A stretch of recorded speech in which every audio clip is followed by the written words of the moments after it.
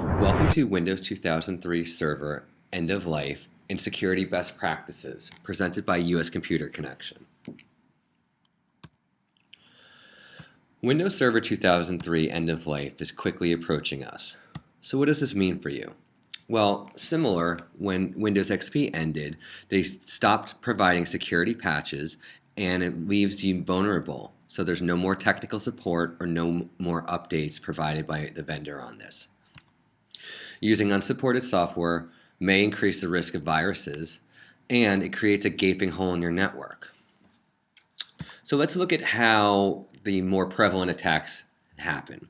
In the wake of recent data breaches and so forth, we thought this was a good way to educate the small to mid-sized business community on things that they should be aware of.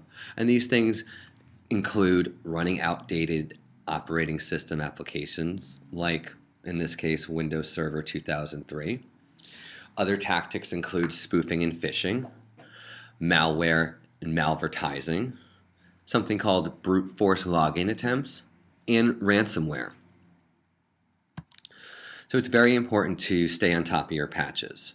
For one, this is a pathway into your network if it's not implemented and you're not currently using a policy that will keep you ahead of the curve here. So in this case, Microsoft releases security patches weekly. And just so you know, US Computer Connection employs Patch Thursdays, where we roll out patches to all the machines on our network. Other ways that attacks happen is something called spoofing and phishing.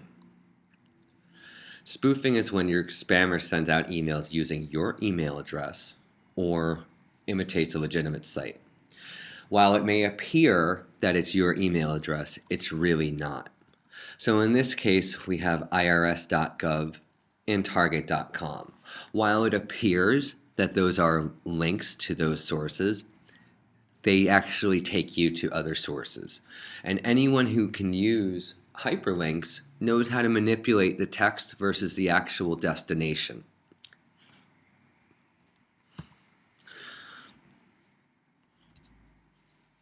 Other common topics and ways that spoofing and phishing occur is through online dating, Facebook, gift card vouchers. PayPal is notorious from a historical standpoint on spoofing and phishing. Online product purchases, attached photos, and more recently shipping invoices that are spread within the organization. So it's very important to be aware of the sender, the links, and the content of the email you're opening. A good way to look at this is to do something called SAFE. Stop, analyze, forward, or escalate. And in this case, you could forward or escalate this to us, and we could further analyze it. So according to Dilbert, we're going to look at why phishing scams keep working. So in this case, Dilbert sees an email, and the email asks him to enter his bank account. He sees it as a scam. Great. He's with it. He's alert. The next employee sees the same email. She sees it as a scam. The manager now sees the same email because it was deployed to the entire staff, unbeknownst to them. And what does he do? He enters in his bank account information. So in this case, you had two line managers who are aware and suspectful, but the senior manager goes ahead and implements the number, therefore providing this information to an external source. Let's talk about spoofing. So just like the example we just saw, here's a spoofed email from Walmart. While it appears to be a legitimate communication, there are certain inconsistencies that you should be aware of. Look at the branding on the email.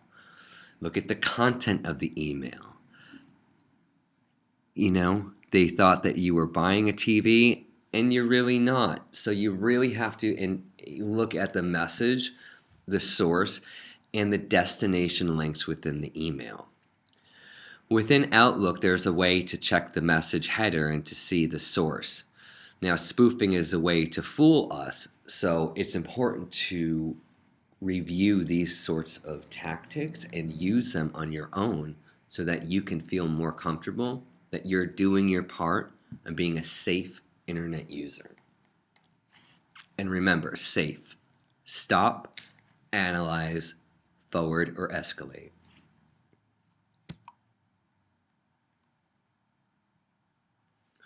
Another way how attacks happen is through malware and malvertising. Malware is used to disrupt computer operation and gather sensitive information, which gives way for thieves to get into your private computer systems and your data.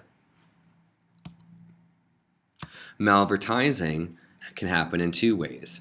You click a pop-up or a warning message that appears legitimate because you're running Adobe Flash and it looks like everything is okay there. However, it's prompting you to click to an external non-Adobe site where you will be prompted to download something. And it may even happen automatically if you're not looking and aware of what's going on your screen. In either scenario, the computer gets infected via flaws in the common browser plugins, like Flash in this case, or even Java. Toolbars are also notorious for this, as well as illicit programs and the browsers themselves. So you really have to pay attention and be alert to what's going on. Here are some examples of malvertising. No one seems to be impermeable to this, so we have to be educated and we have to be aware. They're infecting Facebook, they're getting into the New York Times, they're getting into some of the largest conglomerates in the world, and we're only going to see the proliferation of this move forward as they learn how to harness and create more ways to fool us.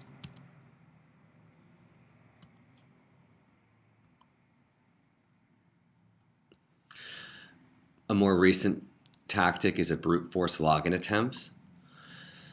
So before we get into that, we wanted to show you a spotlight on what really not to do.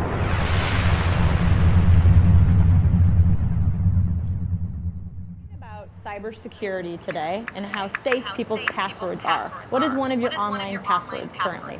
It is my dog's name and the year I graduated from high school. Oh, what kind of dog do you have? I have a Chihuahua Papillon. And what's its name? Jameson. Jameson. And where'd you go to school? I went to school back in Greensburg, Pennsylvania. What school? Hempfield Area Senior High School. Oh, when did you graduate? In 2009. Oh, great. It's like my cat's name and then just like a random number. Okay. Have you had this cat for a while? Yeah, she's my childhood pet. Aw. And what's her name? Her name is Jolie. Jolie. So like a password of yours would be Jolie and then a number. Yeah. Like number 1? Like my birthday. Oh, when is your birthday? June 12th. Oh, nice. And what year were you born? 95. Oh, great. So Jolie, 6, 12, 95. Got it. So we thank the folks at Jimmy Kimmel Live for being able to share this. But you do not want to be them, so please be aware of the type of information you're being asked for or prompted for. It could occur in a telephone call or it could occur in an email. But in this example, these individuals are giving their information away which is going to be broadcasted to millions of people. Let's get back to brute force.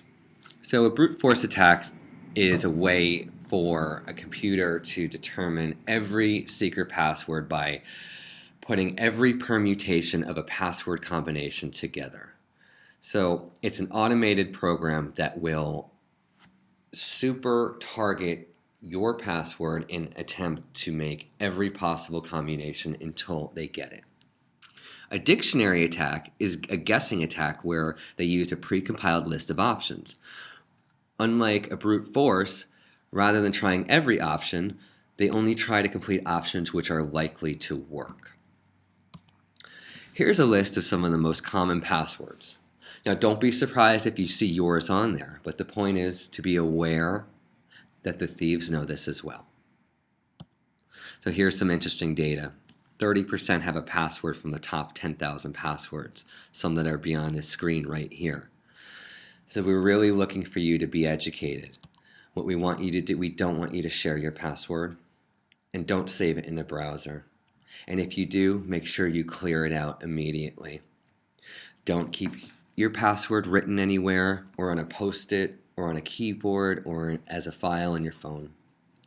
Password protect your mobile or tablet device. And remember, passwords are like underwear. Gotta keep them clean and you gotta change them.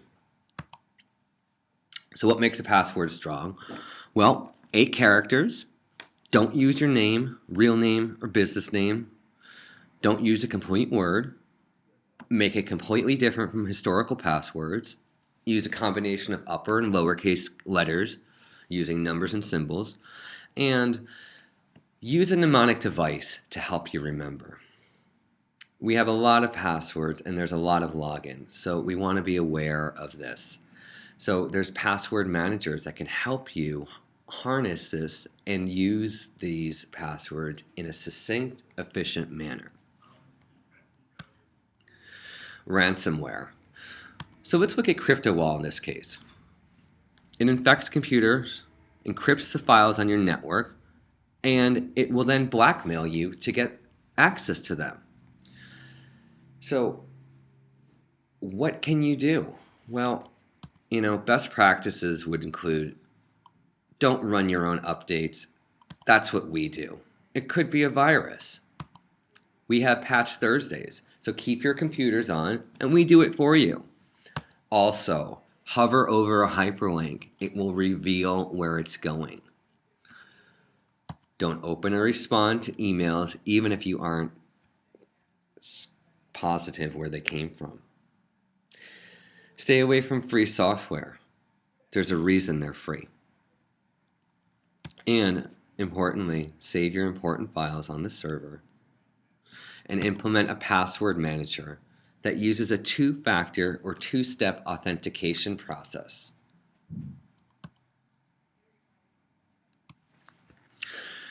We want you to be a part of our conversation. We're going to continue to educate and put these sorts of events together. So we want to let you know where we're talking about things and what. So if you could like us, that would help us keep you in the loop of the fun things we talk about, the events like this, and tips that will help keep you as a more safe internet user. We post thought leadership and white papers on LinkedIn.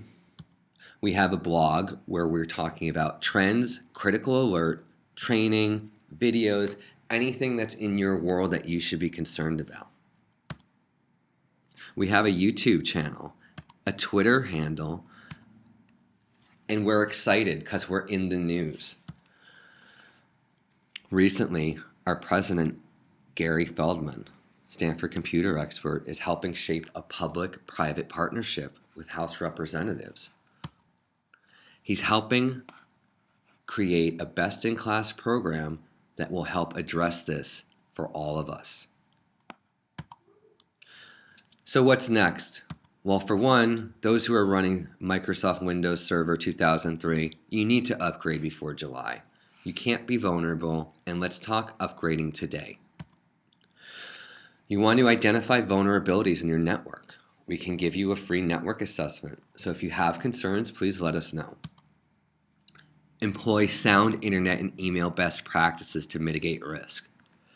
And don't forget, we're here to help, but we need you to be proactive. And remember, safe. Stop, analyze, forward, or escalate.